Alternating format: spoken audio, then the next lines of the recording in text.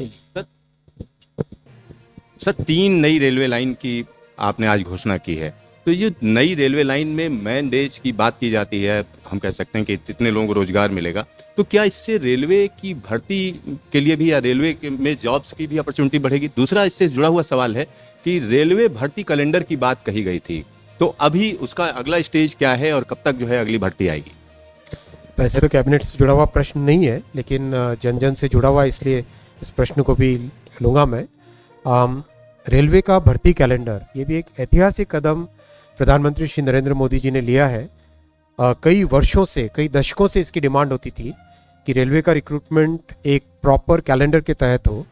इसीलिए 4 क्वार्टर्स को specifically particular category of employment के साथ लिंक किया गया। किस तरह से कि जनवरी से मार्च का जो पहला क्वार्टर होता है, पहली तिमाही होती है, उसमें एएलपी यानी लोको पायलट्स का, दूसरे क्वार्टर में टेक्नीशियंस और जूनियर इंजीनियर्स, तीसरे क्वार्टर में नॉन टेक्निकल कैटेगरीज जो होती हैं उन सब का, और चौथे क्वार्टर में ग्रुप लेवल 1 की जो वैकेंसीज होती हैं वो सब।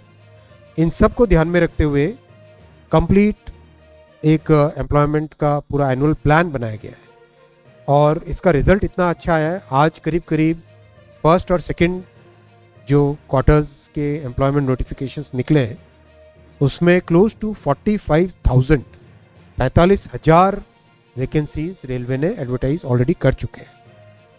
और जिस ट्रांसपेरेंसी के साथ पिछले रिक्रूटमेंट साइकिल में 1,54,000 लोगों को रोजगार दिया गया था, एब्सोल्युटली ट्रांसपेरेंट वे में। कई दिनों तक एग्ज़ाम चला, 300 शहरों में 26 दिन तक, करीब दोनों एग्ज़ाम्स में 2 करोड़ से ज़्यादा लोगों ने अप्लाई किया था, 2 करोड़ से ज़्यादा। एब्सोल्युटली ट्रांसपेरेंट वे में एग्ज़ाम हुआ। वैसा ही ये वाले साइकिल में भी होगा और ये एनुअली हर साल जो रिक्वायरमेंट आएगा उस हिसाब से बढ़ता जाएगा।